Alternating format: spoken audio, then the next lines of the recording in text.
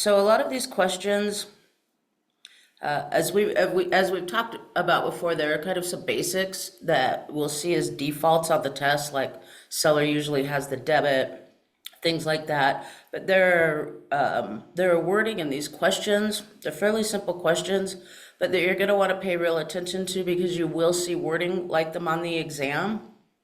And when you print out that math worksheet, we'll do what we usually do and write down our information, but there are certain words that, you're gonna wanna underline and to bring attention to those words. And we'll work these out. You'll notice we had done the tax, stuff last week and we did the taxes with all five tiers.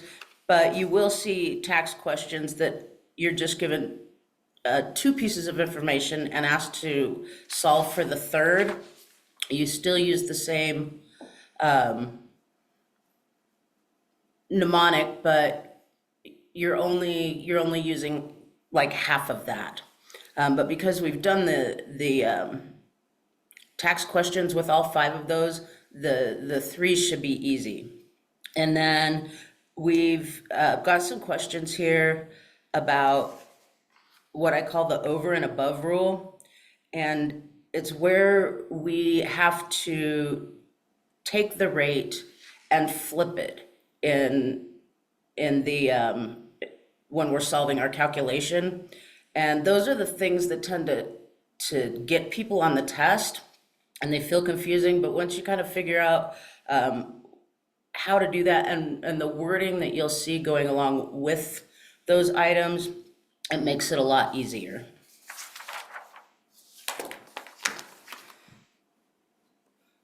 Okay, the first question on this worksheet asks us, what is the annual interest rate on a $10,000 loan that requires a semi-annual interest payment of $450? The first thing that we're going to note on this question, and I want you to underline this, let's see if I can get some of the light off that board a little bit, is semi-annual. So that means that the interest is paid twice a year, and since interest is always calculated annually, the first thing that we're going to have to do is multiply that by 2. So again, pretty easy, but we'll show our work.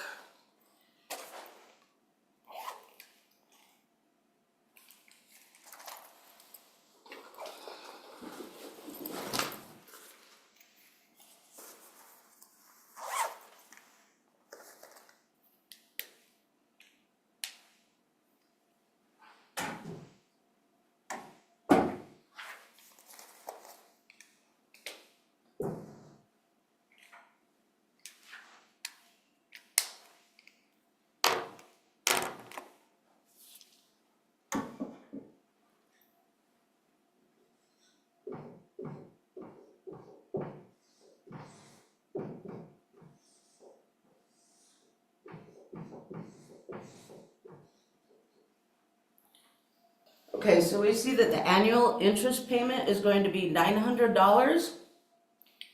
We look at the question, we see that the loan is $10,000 and we are being required to,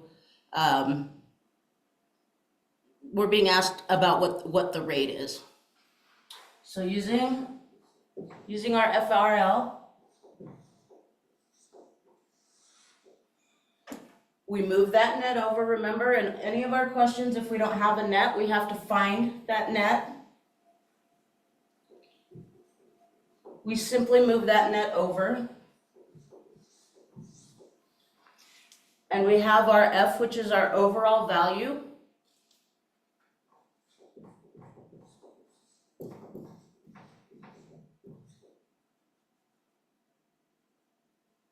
So we have one below the line, one above the line. We divide up, or we divide the bottom number by the top number.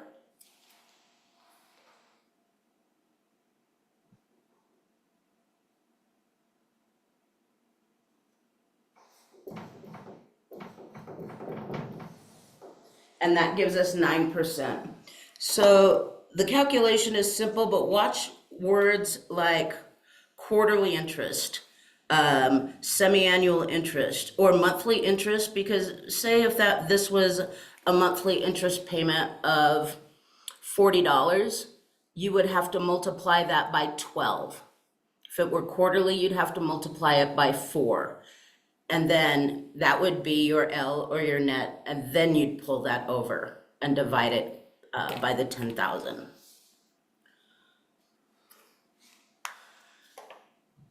Okay, if a bank makes a 90% loan on a house valued at $88,500, how much cash is required at closing in the form of a down deposit if the buyer has already paid $4,000 in earnest money? Remember when we're working with loan to value problems and we are writing down our information, here we have 90%, that's the LTV. Always remember that the 10% goes right on the buyer's side, because whatever that percentage is, if it's LTV of 80, then that would be 20, 85, it would be 15. That's the down payment for the buyer. So when we're being asked cash to close in an LTV problem, always remember to make sure that that buyer, the borrower, has that 10, 15, 20% on their side, because that's the down payment. Here we see an additional piece of information. The buyer's already paid $4,000. So we'll be able to subtract that, and let's see how that works out for us.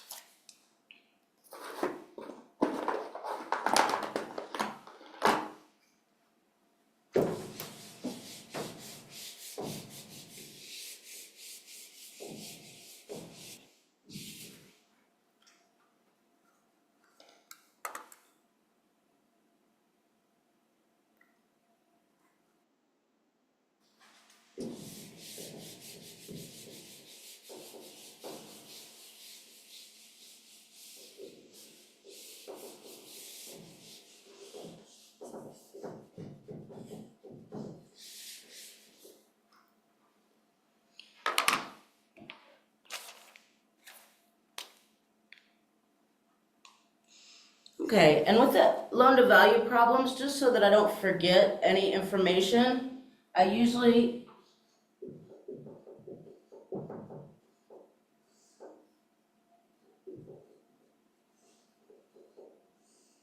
do this. So we know that the lender is responsible for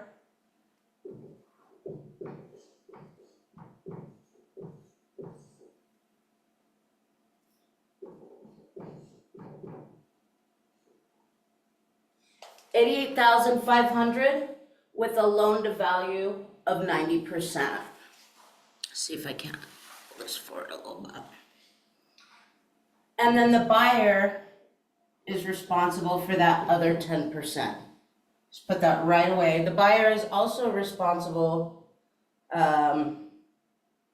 it says here the buyer has already paid $4,000 in the earnest money. So what that means is we'll be able to subtract the 4,000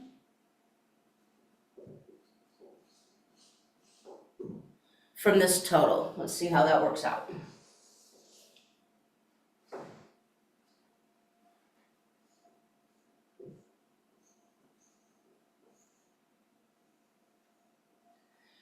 You can do this problem one of two ways. When we're doing loan to value problems, I always suggest doing the loan to value first, especially if you're not used to doing these kinds of problems, because all of the other calculations that you're going to be doing, like discount points, if there are closing costs, stuff like that, they're going to be off the loan amount, which is that 88,000, 90%. So, and just for the purposes of doing something the same way every time, if you're not entirely comfortable with reading these questions, I usually do the borrower part first and then just subtract it from the total, and that gives you both portions. Either way, you're gonna get the right answer.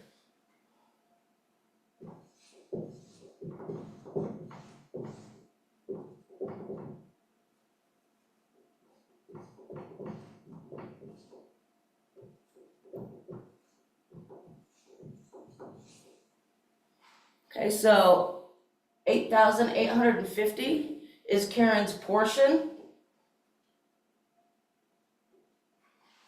Already paid in $4,000.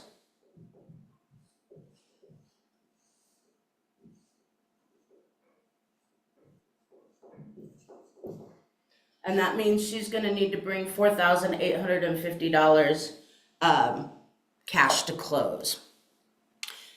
And like I said, with the other types of loan to value problems, you will be asked about discount points and other types of closing costs. So that's when you'll do that loan to value amount first on the lender's part. Any questions so far? Let me put that chat window up. I'm terrible at remembering that. Okay. Number 3, we've spoken about how in nearly all cases, particularly when it comes to property taxes, the seller will always have the debit and the buyer will have the credit. And the reason is this, is one, on your test, you're not going to see a closing disclosure for after November 30th. And generally what happens is when it goes to close, the seller will pay for their portion of the property taxes, and then the buyer will pay those property taxes on November 30th. They're due on November 30th. They are delinquent on December 1st, and the IRS can put a lien on the property January 1st of the following year. So that's why you'll mostly see the debit going to the seller. This case is a little different, and our cue in for that is the word prepaid. So the question is asking us, how much does John owe the seller in real estate taxes? Because the seller prepaid the property's annual taxes, in this case, the buyer has the debit. So John buys a property and it closes on March 1st. The seller prepaid the property's annual taxes of $6,000 for the year. How much does John owe the seller in real estate taxes?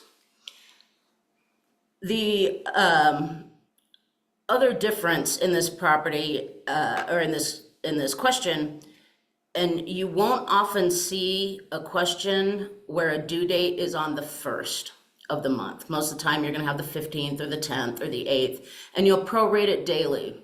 But the really great thing about when you get a question where it is on the 1st regarding property taxes, you can, instead of divide by that 360 for days, and you can still do that, and you'd get the same number, but you can divide monthly instead. So you can use 12 for 12 months rather than that 360 days.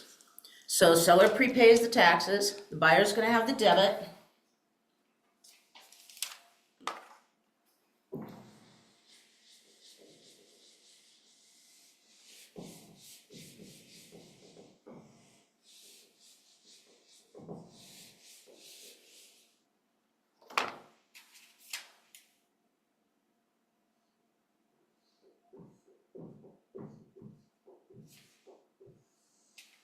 And remember, on our L, our net, that's our rent due, taxes due, utilities due, interest due.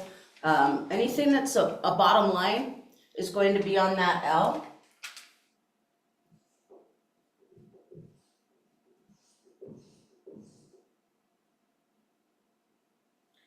And remember, our overall value also includes time and measurement.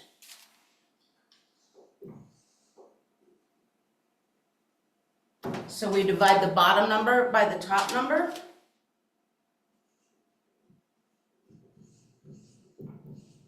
And that's going to give us $500. And the seller is going to owe for January and February.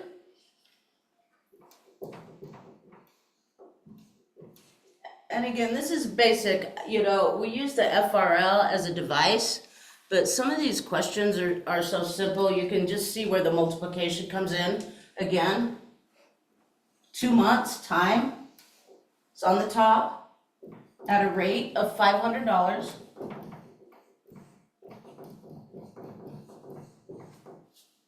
So the buyer is going to owe the seller $1,000.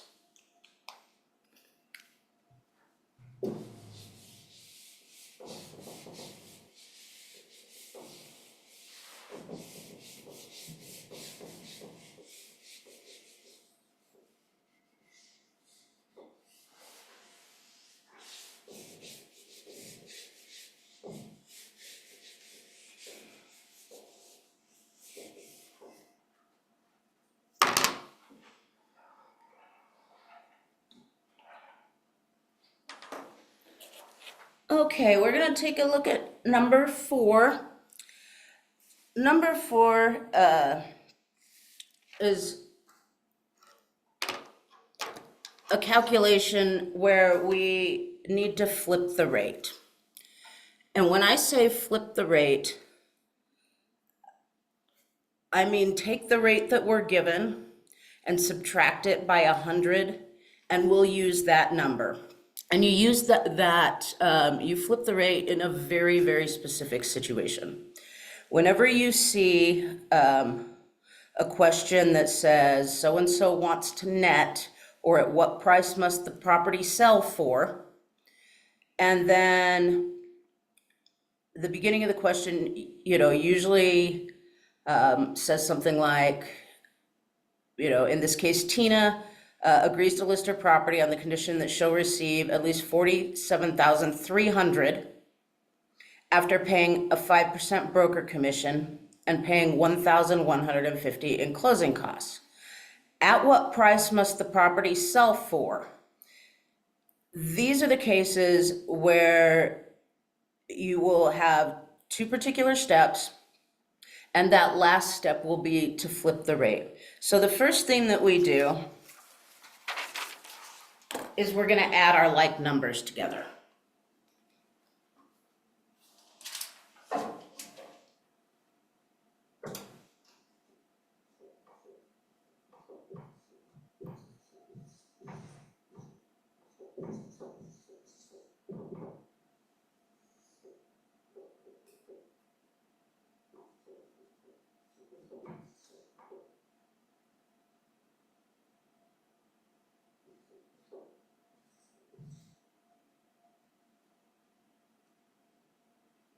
Okay, so that gives us 1,150. I knew I did something there.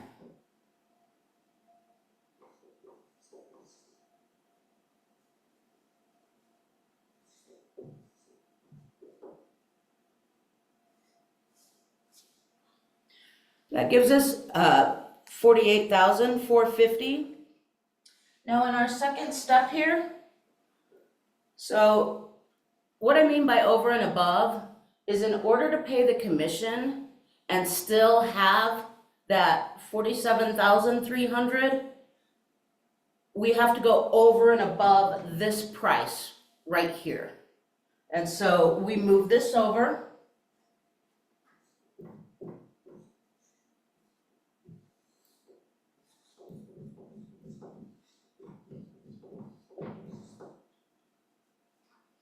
And the agent, the broker gets a 5% commission. You simply take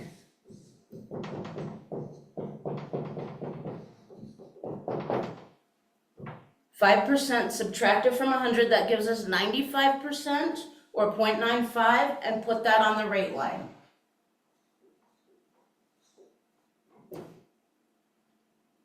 And you divide that bottom number by that top number.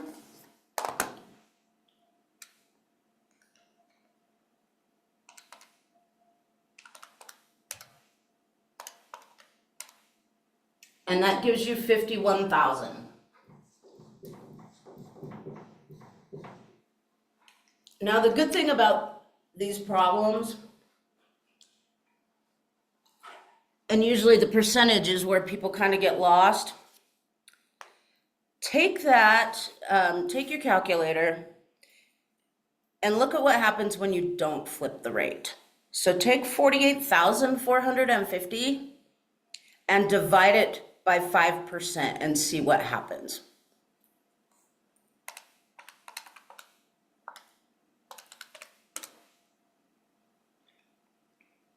You are going to get, in some cases, an astronomical number.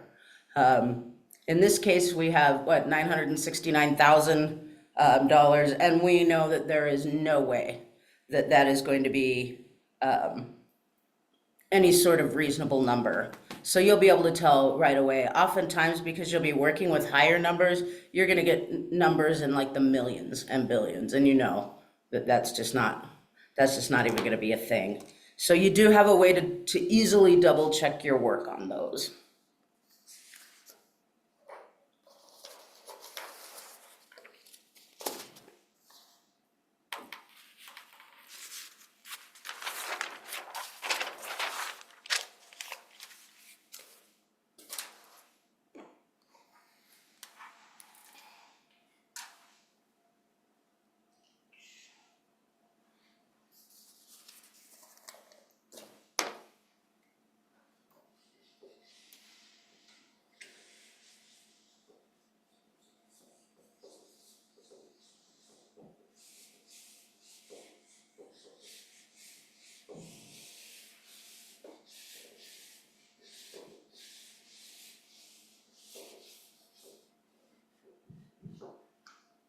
All right, I'm gonna screen share something. This is kind of a reminder. I think you all have this sheet, but it never hurts to review the mnemonic again. Let's see.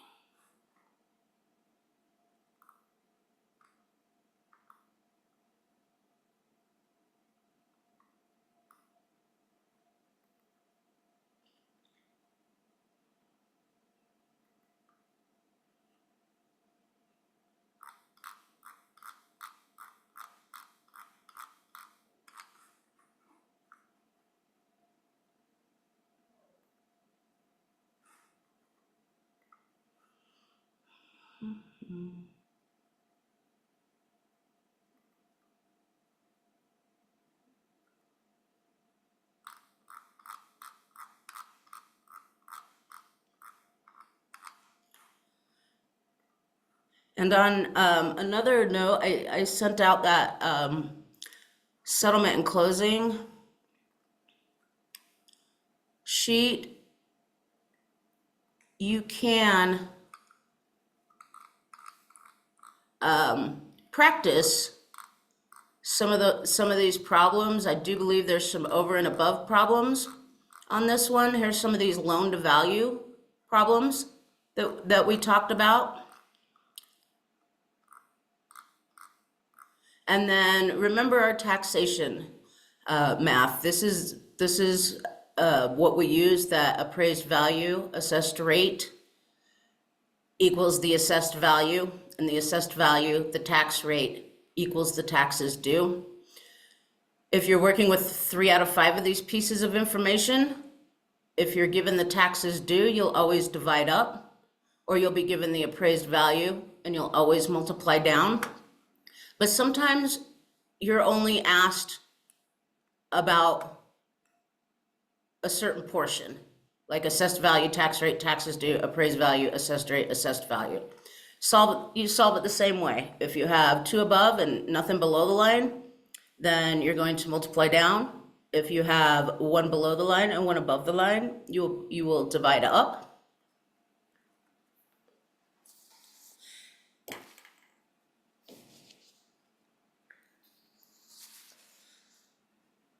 Okay, find the annual property taxes is what we're being asked. A property's market value is $200,000 and the assessment rate for the house is 45% with 65 mills. You'll see that 65 mills or a rate of 65 mills or 65 mill rate is how you'll see that. So find the annual property taxes.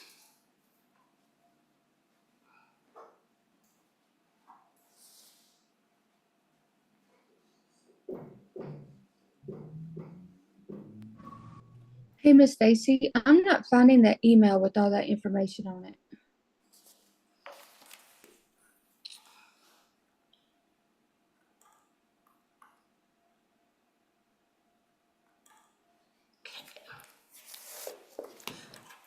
On our break, I will send that out. Does anyone else not have the settlement taxation math or closing sheet? I don't think I have it either. I'm looking Okay. for it, but I don't think I have it. Okay. And I may do it at the end then so that I can locate the commensurate video to go along with it, and then I'll just email it to everybody. Perfect. Thank you. You bet.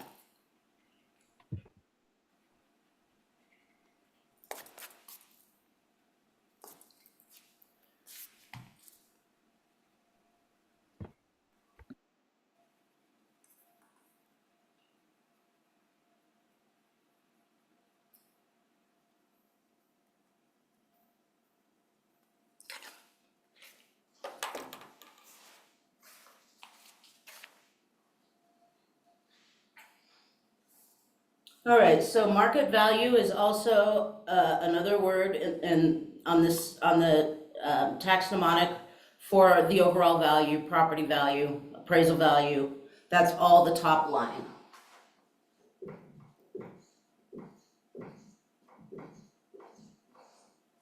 We have the assessment rate at 45%.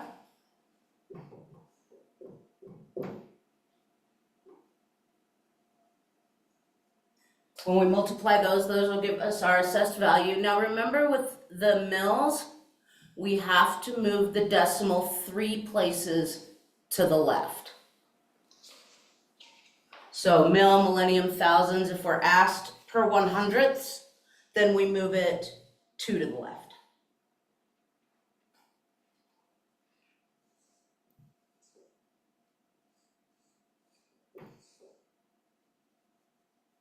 So 0.065.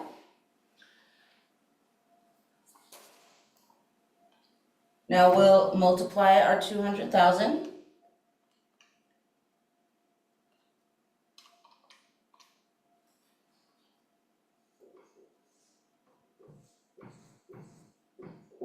And that gives us 90,000. Now we have 2 above the line and nothing below the line.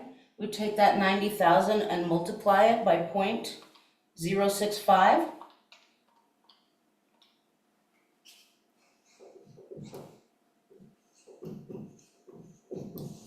And our taxes due are 5,850. Did everybody get that? Yep. And you can tell this is the answers on this will look like the answers on your test, because you could see what happens there if you misplace a decimal. You'll get one of those other numbers, that 585 there. And you definitely don't want that. So ensure you have that decimal moved over. Okay, let's do that next problem.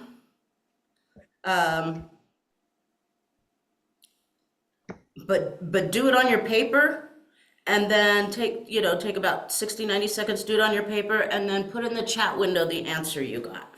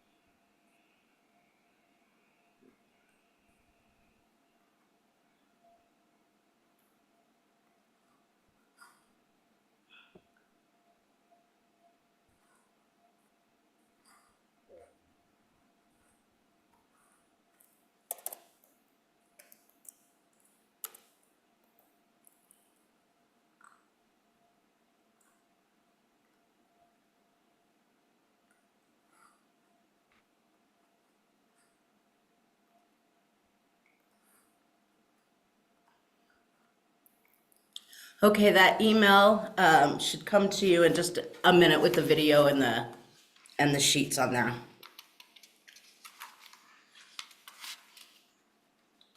Yep. If you got C for your answer, you are correct. That really is what most of the taxation math is going to look like on your exam.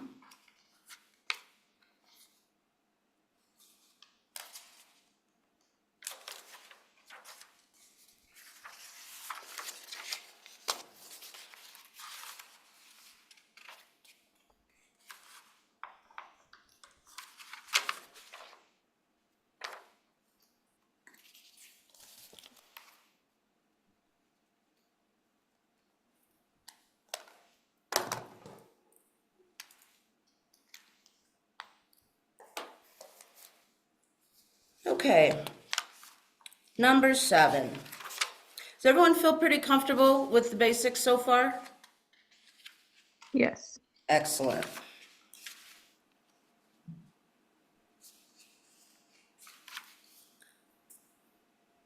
Now remember for 7 and 8, well, for 7 at least, when we're looking for commission, this is just a simple multiplication problem. We take the 555,000 and 555,500 and multiply that by 6%, and that's going to give us a commission 33.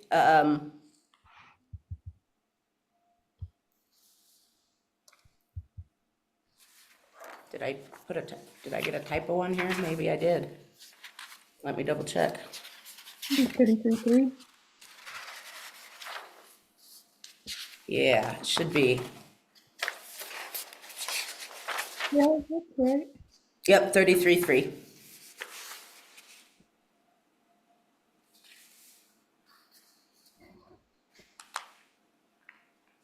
Okay, and this question is another way of asking about the commission, but just about the rate rather than the total.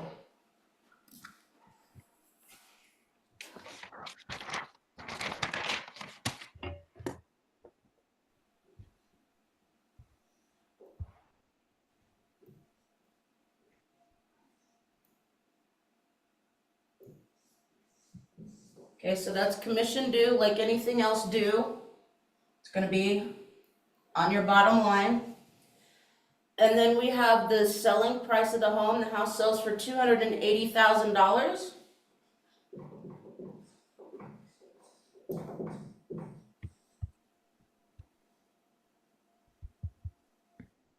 We have one above the line and one below the line, and therefore we divide the bottom number by the top number. And honestly, if you can get comfortable with kind of the order of operations, like we're just practicing now, this is gonna help you a lot on your test, mostly as a time saver. But this is the part that where you rehearse it when it comes to some of those other math calculations. You'll be more likely to remember to do that during the test.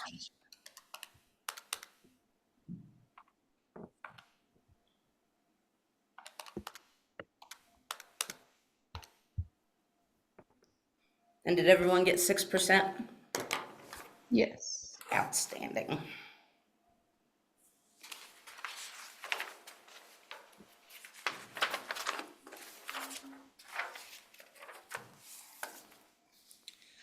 You may have a couple of these types of questions. Remember, in commercial real estate, you are going to use length times width times height when you're doing those calculations. But in residential real estate, when we're talking about lots and subdivision, we're simply talking about length times width. A lot in a subdivision is being sold for $5 per square foot. It's 100 feet wide and 120 feet deep. How much the lot costs? So we multiply that 100 by 120.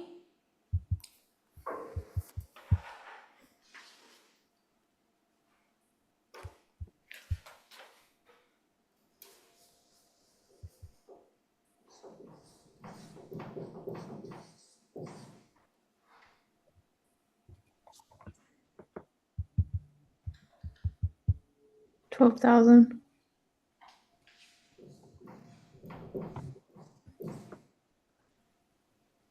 And then the rate for this is $5.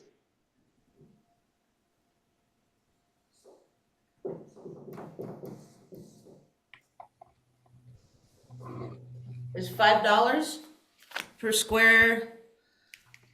But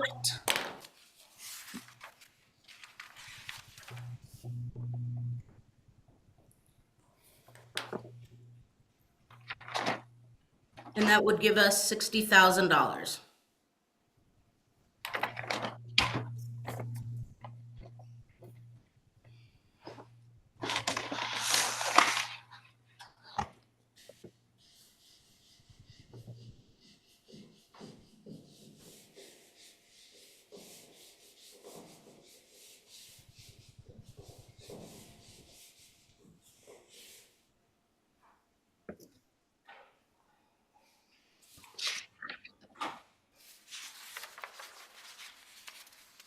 Okay, and what we'll do after we complete this final question, that'll give you guys a chance to look at the math sheet. And when we come back, why don't each of you, outside of maybe the taxation problems, because we've done that, why don't each of you pick a problem or a calculation to do, and we'll do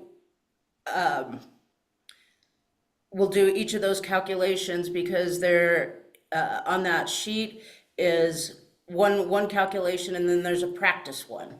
So you'll have an opportunity to do that other one on your own. Okay, question 10.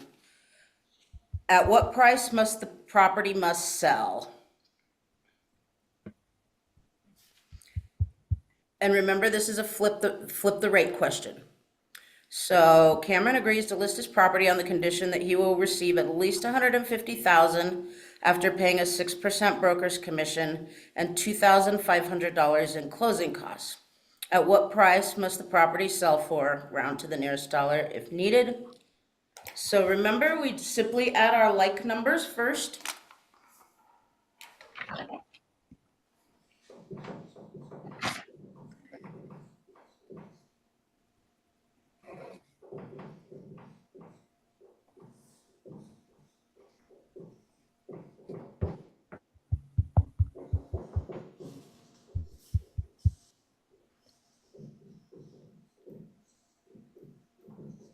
And we still have to go over and above this in order to have that commission figured in. We see 6% here. 100% minus 6% is 94%, or 0.94.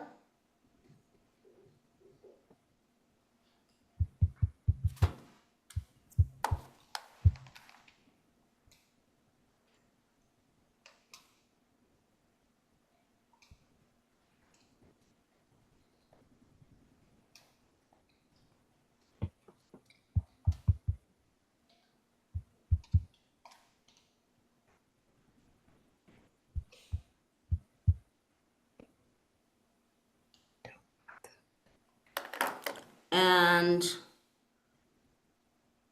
looks like it might be, oh, I didn't reset my calculator.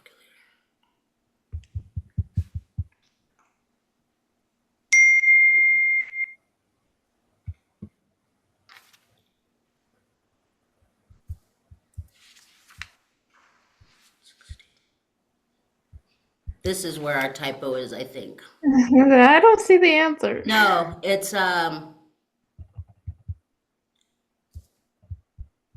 okay. This is the trick question I saw on the test. I remember why I included it now. If you're asked a question like this and it doesn't have the exact number, go to the next number, because as long as it is above that particular price, then the property can sell for that. I've only had 2 people ever get that question, that actual question on the test, where it kind of tricks you because you're looking for an exact number. But what the question on the test says, basically, what's the least amount that the property could sell for, or something like that. Every single other case, you are going to have that exact number here, that 162,000. But in this case, technically C would be correct. That's why I included it. I remember I did it a long time ago. I still haven't had anyone get that question again since I put that on here, and hopefully you won't either. But using this as an illustration, if your numbers don't exactly line up, choose the next closest answer to it, and that will be correct on the test.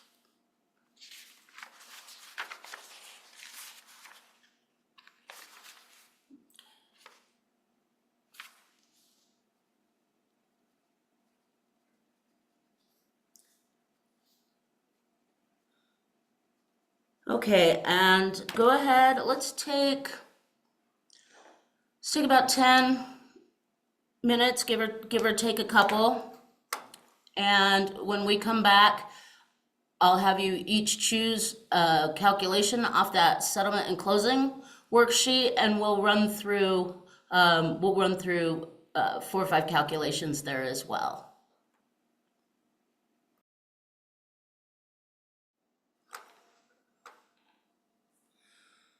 Okay, you'll see that I posted a link in the chat window because in the last couple of months, they've started adding a couple of vacancy rate questions. And so I put a link there that explains vacancy rates and how to calculate them. And then for our next math session, or when we talk math some more, I'll have a couple of calculations worked up so that we could do those. There's a big farmer's market outside, and I don't think you can hear the music from in here, which is good because it sounds like a sitar torturing a cat. It's terrible.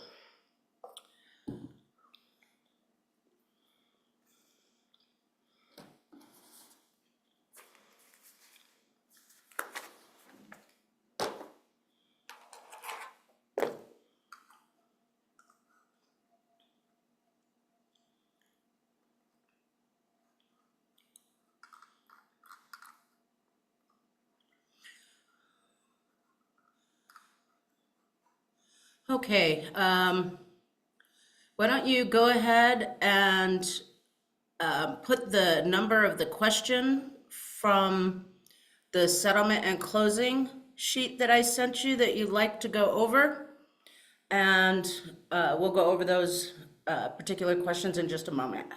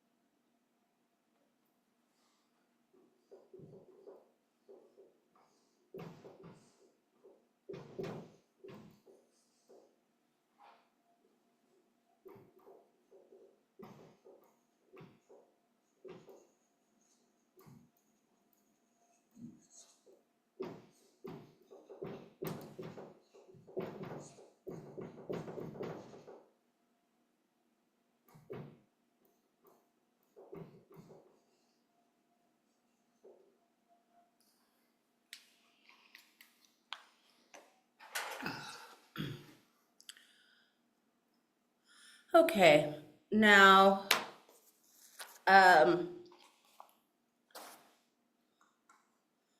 remember that if you are asked to prorate something, usually the interest, with the yearly calendar, you're going to use 365. If it doesn't state to use the yearly calendar or the 365-day calendar, you'll always use 360. So in this case, we have closing on July 14th. The taxes are $2,670. This means the seller has the beginning of the year to July 14th, and that's 194 days. So you would just times 30 times 6 months, that takes us through June, that's 180, and then we add 14 days for July. You'll know on the sheet that I rounded the calculation, but when you're taking your test, go ahead, because I rounded it up to 742, but go ahead and just keep your calculator running for the proration questions, and it will give you that more specific down to the penny amount. So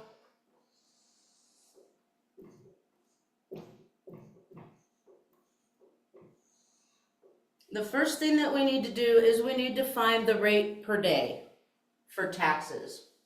So our taxes due always goes on the L.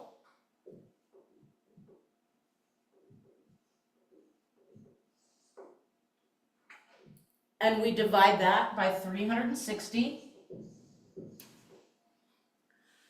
So instead of rounding up to that 742, we'll go ahead and just do an exact calculation and leave it on our calculator like that. So 2670 divided by 360 is going to give us 741 and 66666 ad infinitum.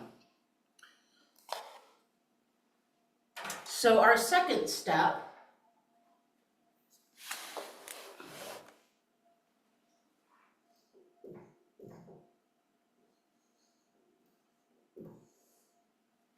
is we take that 194 days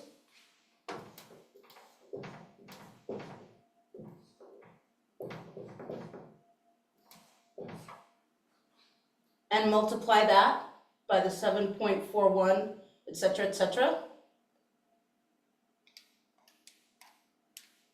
And that's going to give us $1,438.83. You'll notice when you round, it's just a few cents different than that, but this will likely be on your answer sheet, or they'll round it up a penny or something like that.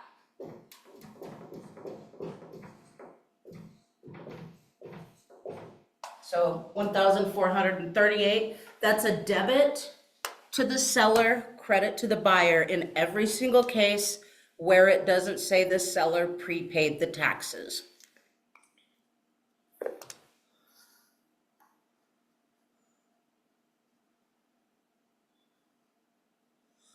Okay, with proration 1, remember the difference with commercial properties is you were only going to prorate for that month.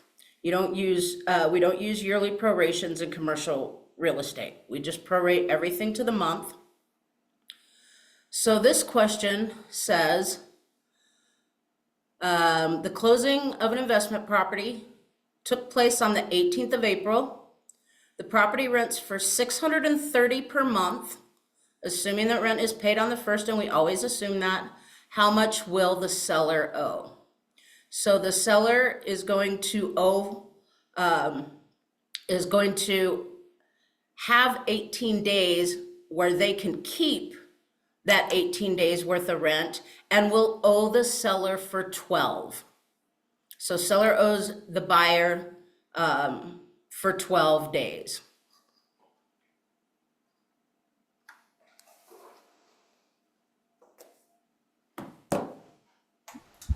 And then would you always just use 30 even though some months don't have, or Yep. some months have more or less? Yeah, unless again, they say using 31 days, you're just gonna use 30 days.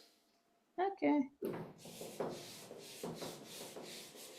I wish I knew who made these rules. Usually where you're gonna find that yearly calculation is on interest, though. Okay.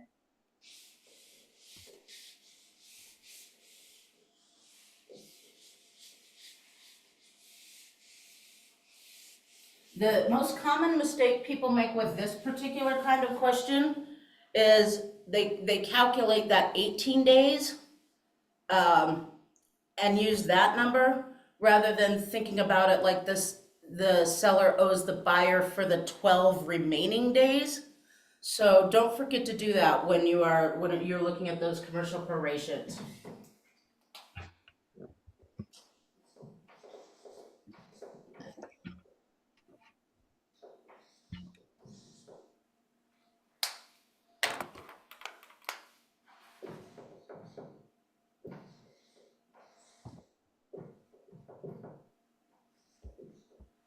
So our 630 divided by 30 gives us $21 per day. And the seller is going to owe the buyer for 12 of those days.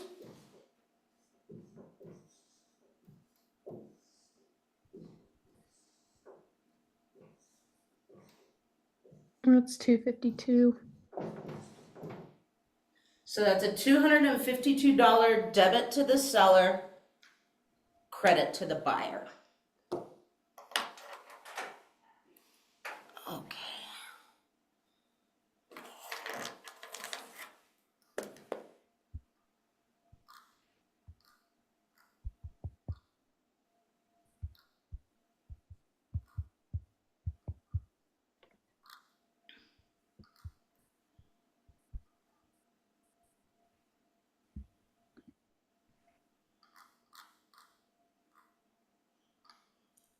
Okay, we're gonna look at that,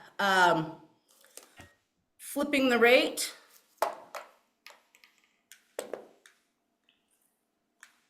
So again, what would the minimum selling price of the home be if she wanted to net 150,000? That's our L. Ms. Brown has a contractual obligation to pay Ms. Larson, her agent, a 6.5% brokerage fee. Title costs are $1,300, and the seller is required to pay an extra $2,600 to cover the cost of the carpet for the buyer. What would the minimum selling price of the home be if she wanted to net 150,000? So the first thing that we do here is we add our like numbers: 150,000, 2,600, and 1,300.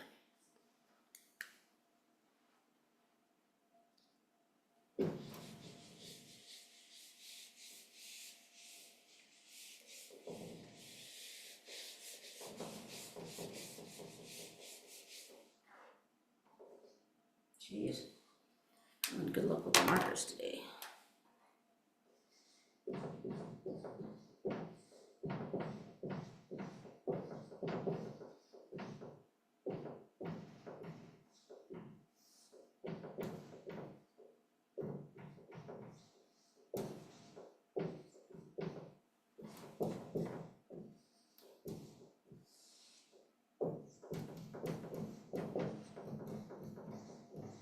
So pull that net over, and we have 6.5%. We subtract that from 100, that gives us 0.935 or 93.5%.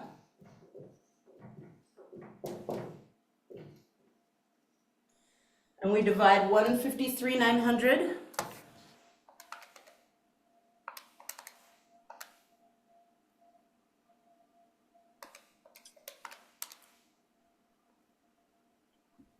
Is it 164,599? Yep. Yep. Good job. Now this is one of those cases. So when you go back and you take that 153,900 and you forget to flip the rate and you divide up by 6.5,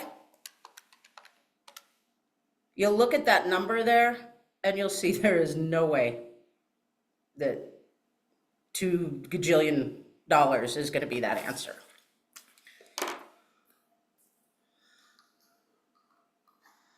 Okay.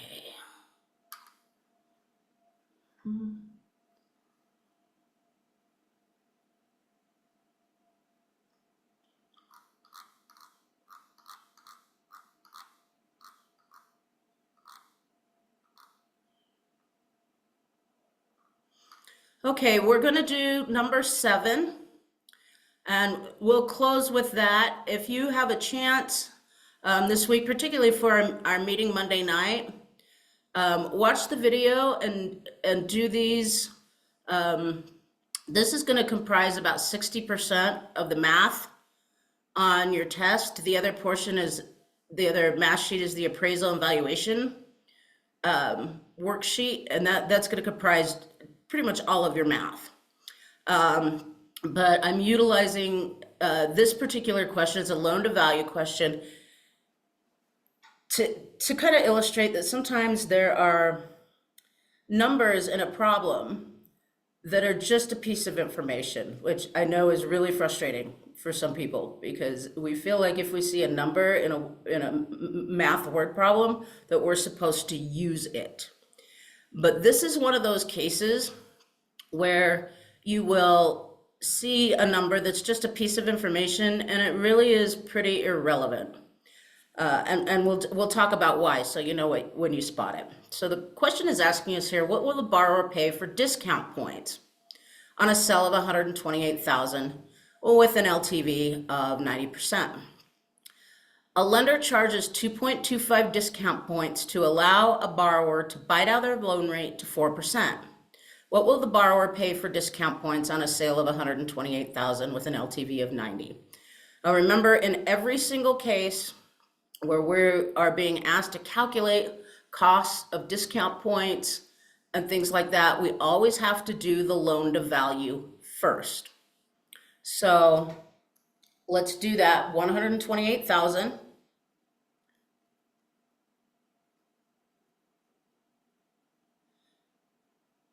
And then we'll multiply that by 90% or 0.9.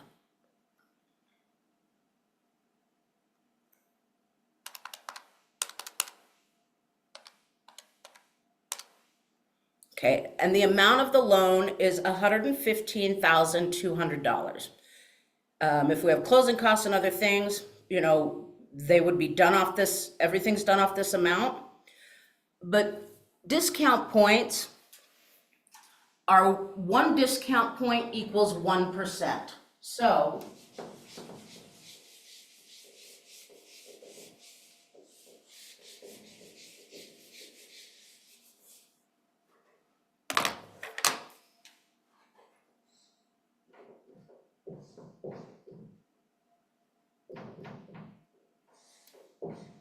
So 1 equals 1% or 0.01.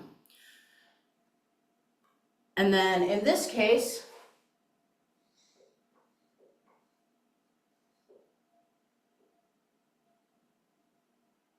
$2.25 discount points would be 2.25% or 0.0225.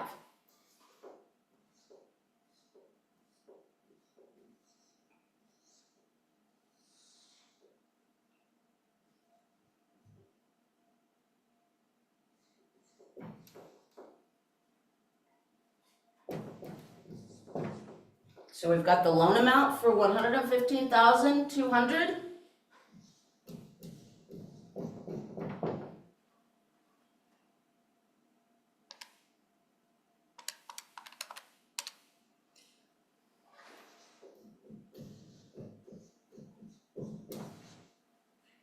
So the borrower spent $2,592 for discount points.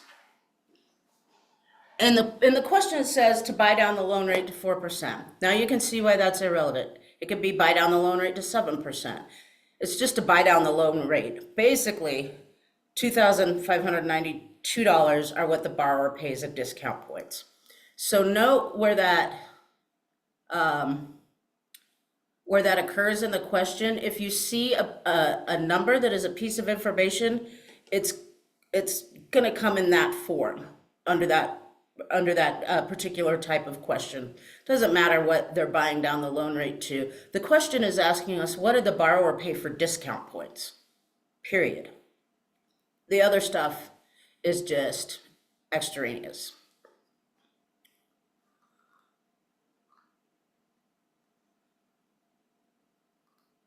Okay, we'll do one more and we'll call it good. We're gonna do number, I think it's number 11.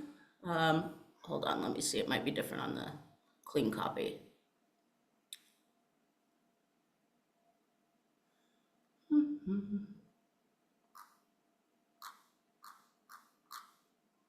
Nope, it's 11 on the clean copy too, great.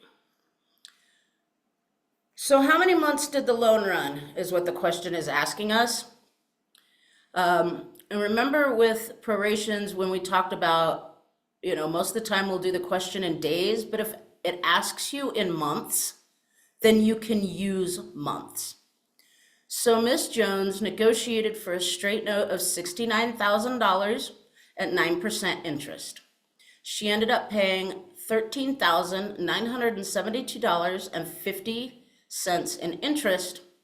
How many months did the loan run? Well, the first thing that we have to do in questions like this is we have to calculate the interest per annum or the annual interest. So we take that 69,000 and multiply that by 9%.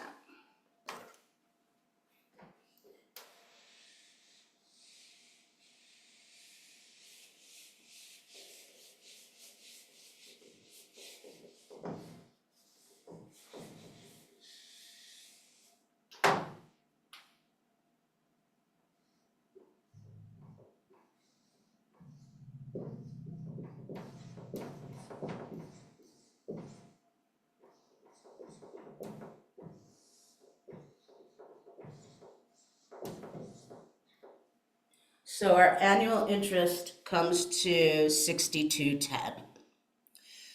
Now what we have to do is we have to prorate this. But since the question is asking us in months, how many months did the loan run? We can use 12 to prorate in months.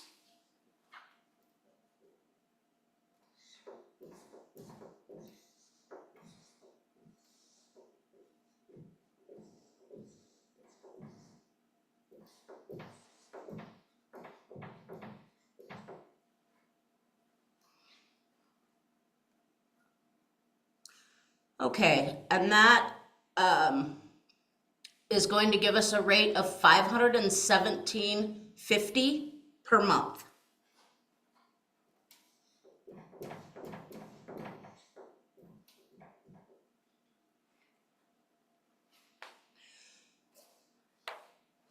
Okay, and our final step for that, we note that we have one other number here that we do need to use because that is the interest due, that $13,972.50.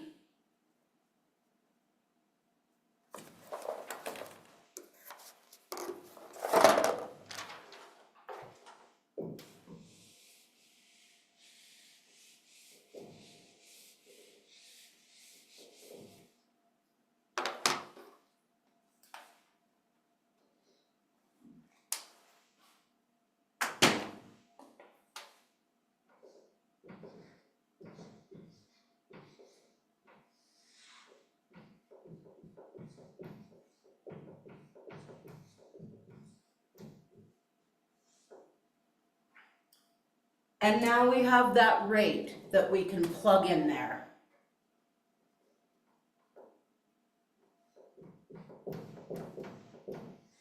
We have one below the line, one above the line. We divide that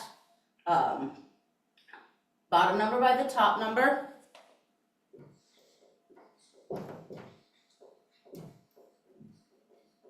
And that shows us that the loan ran for 27 months.